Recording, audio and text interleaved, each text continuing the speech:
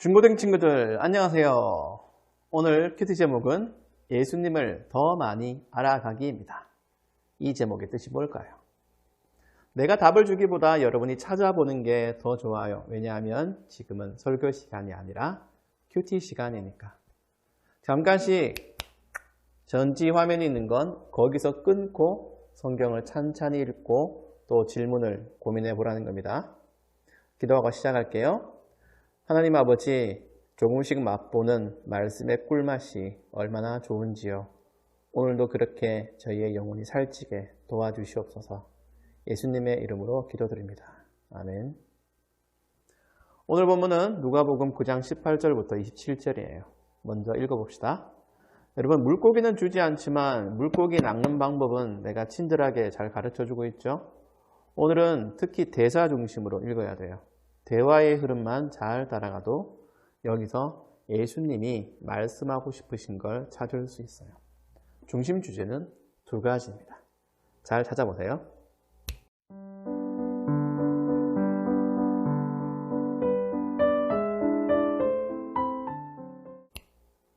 이제 함께 살펴볼까요?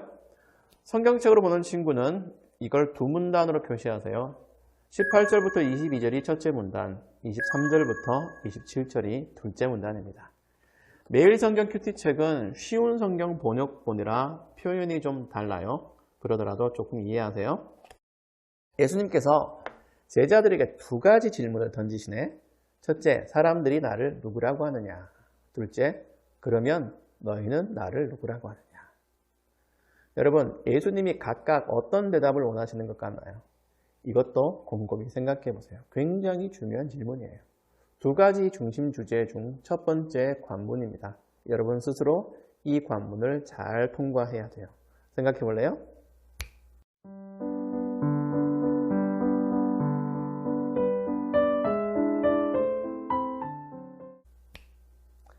사람들이 나를 누구라 하느냐?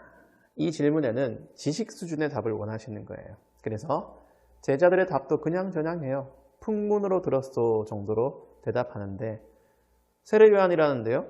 여기까지는 평범해요. 동시대 사람이니까. 엘리야라던데요. 여기서부터 조금 MSG가 들어가네. 엘리야는 한 900년 전 사람인데 그 다음에는 사람들이 막 상상해. 판타지야 완전. 옛 예언자 중 하나가 다시 살아났다던데요. 이게 사람들의 생각 수준이에요. 여러 사람의 인식이니까 객관적이라고는 하겠는데 정확하지는 않아요. 예수님은 그런 분이 아니야. 어차피 예수님은 인터넷 루머 수준의 답을 요구하셨으니까 첫째 질문에는 이 정도면 돼요. 제자들도 별 긴장감이 없었을 거야. 사지선다, 객관식 수준이지. 그런데 두 번째 질문을 듣는 순간 아마 얼어붙었을 거야. 그러면 벌써 여기서부터 뻔한 대답하지 말고 생각하면서 말하라고 하시는 거지. 주관식으로 논술하시오. 성경을 보세요. 누구라고 하느냐? 베드로가 물음표와 배 사이의 빈 공간에 내려앉았을 침묵과 당혹을 상상해 보세요. 제자들은 예수님 묻는 즉시 이구동성으로 하나님의 아들 그리스도이십니다 라고 담대하게 말하지 않았어요. 베드로가 먼저 대답했어요. 모두 알고 있었겠지만 당황하는 사이에 베드로가 조금 더 빨랐던 것 같다. 베드로가 뭐라고 했죠? 하나님의 아들 그리스도이십니다. 여러분, 이건 그 당시에는 엄청난 표현이에요. 이건 베드로의 주관적 생각이야. 이걸 우리는 고백이라고 불러요. 사람들이 예수님에 대해서 말하는 것보다 베드로가 스스로 대답한 이것이 예수님께서 원하신 정답이고 여러분도 똑같이 고백해야 하는 내용이에요. 내가 여러분에게 내가 누구냐? 물어볼 때 누가 진지하게? 천사요. 목사님 얼굴로 봤을 때는 가브리엘보다는 미카엘이요. 싸우는 천사. 아무튼 목사님은 천사예요. 하는 것과 비교할 수 없을 만큼 충격적이야. 예수님은 사람인데 하나님의 아들이래. 여러분, 이 첫째 질문에서 사람들이 상상을 가미해서 예수님이 되살아난 예언자 중 하나라고 했던 것보다 하나님의 아들이라고 하는 베드로의 말이 더 비현실적이에요. 유대인 입장에서는 신성모독과 같다. 그런데 베드로만 아니라 제자들 역시 이걸 믿어요. 그래서 대답은 좀 늦었을지언정 모두 동의했을 거야. 예수님과 함께 있으면서 겪어보니까 알겠어. 그분의 말씀과 기적을 통해서 뭔가 다른 분이라는 걸 알았어요. 여러분도 이렇게 고백해야 합니다. 베드로가 그렇게 고백하자 그 다음에 예수님이 뭐라고 하시나요? 쉿, 비밀이야. 그만큼 충격적인 내용이면서 동시에 아직 대부분 사람들에게 인간으로 평가받는 예수님이 하나님의 아들로 완전히 드러나시려면 하나의 과정을 더 거쳐야 하시기 때문이에요. 그래서 제자들만 비밀 단독방에서 공유하는 내용이야 아직은. 22절에 아리송한 단어가 나오죠. 인자. 한자로 사람인, 아들자. 하나알못인 나도 쓸 줄 알아요. 사람의 아들이라는 뜻이야. 누가복음은 누가 그 사람이야? 로 외우라고 했죠.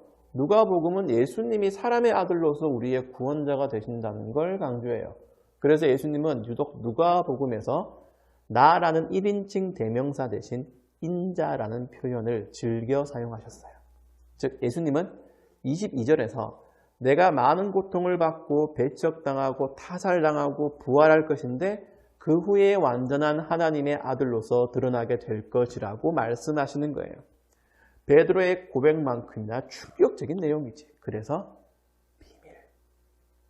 두 번째 문단에서 예수님은 사람의 아들에서 하나님의 아들이 되기 위해 십자가와 부활을 통과하는 당신처럼 예수님을 따르는 제자들도 이와 같이 되라고 말씀하고 계시는 거예요. 오해 마세요. 예수님은 사람이시면서 동시에 하나님이셔. 평범한 사람이었다가 부활 후에 하나님의 아들이 되는 게 아니에요. 다만 우리를 구원하시기 위해 그렇게 사람이 되셨다는 걸 기억해야 돼요. 여러분은 사람으로서 우리를 구원하시는 예수님, 하나님으로서 우리를 구원하시는 예수님을 믿어야 해요. 예수님이 먼저 그 길을 가셨어요.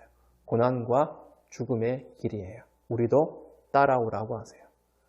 구원이 얼마만한 희생과 낮아짐과 죽음으로 이루어졌다는 걸 체감하고 진심으로 그 길을 걸어가신 예수님을 믿고 발자국을 따라가는 것을 바른 신앙이라고 해요. 여러분은 그런 신앙을 고백해야 합니다. 이게 예수님을 표층, 겉모습으로만 믿는 게 아니라 심층, 깊은 속까지 믿는 신앙입니다.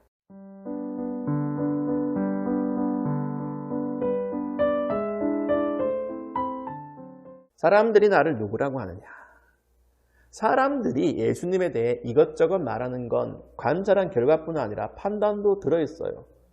여러분이 세상에서 듣는 것도 비슷할 거야. 교회에서 듣는 하나님에 대한 내용보다 세상에서 듣는 하나님에 대한 내용이 더 많겠죠. 학교에서 또 인터넷 댓글에서. 교회를 통해 사건 사고가 터질 때마다 아니면 심심해서 비판하는 글을 봤겠지. 기독교는 뭐뭐다. 하나님이 어디 있냐? 신은 죽었어. 여러분 사람들이 말하는 이런 것에 휘둘리면 안 돼요. 그것보다 내 마음으로 예수님을 어떻게 고백하느냐, 성경에 나와 있는 그 예수님을 진심으로 믿고 있느냐, 하나님을 과연 창조주로 믿느냐는 걸 똑똑히 알아가는 게 중요해요. 나의 외면만 보지 마세요. 내 마음을 알아주세요.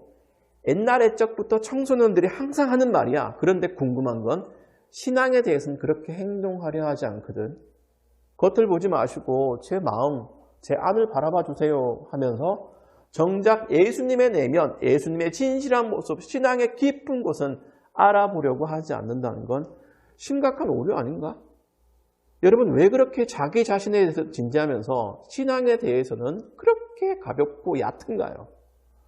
물론 이런 지적은 반항적인 청소년기를 보내면서 여러분과 똑같이 수박 껍질만 핥았던 내 모습에 대한 질타이기도 해요. 적용해 볼까? 여러분 스스로 뭘 적용할지 오늘 본문에서 생각해 보세요. 잠깐 시간 줄게.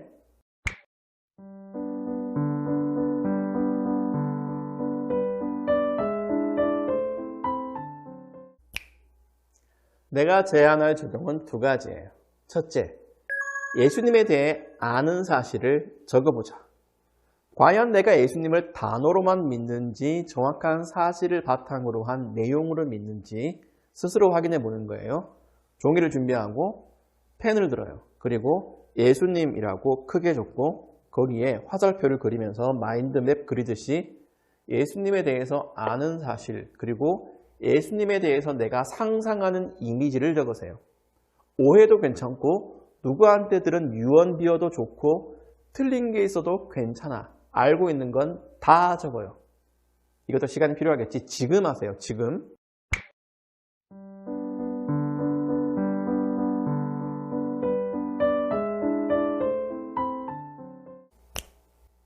다 적었으면 이제 그 적은 사실들 중에 내가 진짜로 믿는 것에 동그라미 쳐요. 그 동그라미의 수가 여러분의 진실한 믿음이야. 드러난 신앙이야. 예수님의 두 번째 질문, 그러면에 대해 스스로 답을 찾는 관문을 잘 통과해야 비로소 신앙인이라고 할 수 있어요. 이렇게 내 신앙에 대한 객관적인 지표와 진심을 확인하는 게 첫 번째 적용. 둘째 적용은 이벤트. 그런데 배경은 그대로지. 왜 그럴까? 오늘 이벤트가 아니거든. 여러분 먼저 20절에 나온 그리스도라는 단어를 인터넷에서 검색해 보세요. 무슨 뜻인지. 그리고 이번 금요일 큐티 영상에서 내가 제시하는 시간에 검색한 내용을 카톡으로 보내는 사람에게 천사표 GS25 상품권을 뿌린다. 배경은 그때 바꿀 거임. 통 크게 4장. 제일 잘한 사람에게는 2장. 놀랍지. 땡기지. 막막 하고 싶어지지? 단순히 재미로만 하는 게 아니에요, 여러분. 그리스도에 대해 먼저 객관적인 지식을 쌓고 그 다음에 주관적인 신앙으로 만들기 위해서예요. 내가 백날 설교하는 것보다 여러분 스스로 찾아보는 게 더 기억하기 좋을 테니까 한번 해보세요. 상품권에 걸려있어. 이외에 여러 적용을 스스로 해보세요. 그러다가 여러분도 베드로처럼 배워서 제대로 알아 내용으로 예수님을 믿고 고백하면 좋겠네요. 오늘 제목처럼 예수님을 더 많이 알아가기 바랍니다. 기도할게요. 하나님 아버지, 오늘도 예수님에 대해서 조금 더 알게 되었습니다. 조금 알게 되든 많이 알게 되든 그 알게 되는 것을 나의 주관적인 신앙으로 고백할 수 있기를 원합니다. 아버지 하나님, 성령님이 저희 속을 마구 두드리셔서 성경을 통해 관찰하고 깨닫는 사실들이 삶에 적용되게 하시고 무엇보다도 진실한 신앙으로 변화할 수 있도록 도와주세요. 예수님을 날마다 더 깊이 알아가기를 원합니다. 예수님의 이름으로 기도드립니다. 아멘. 그럼 여러분, 다음 이벤트 시간에 다시 만나요.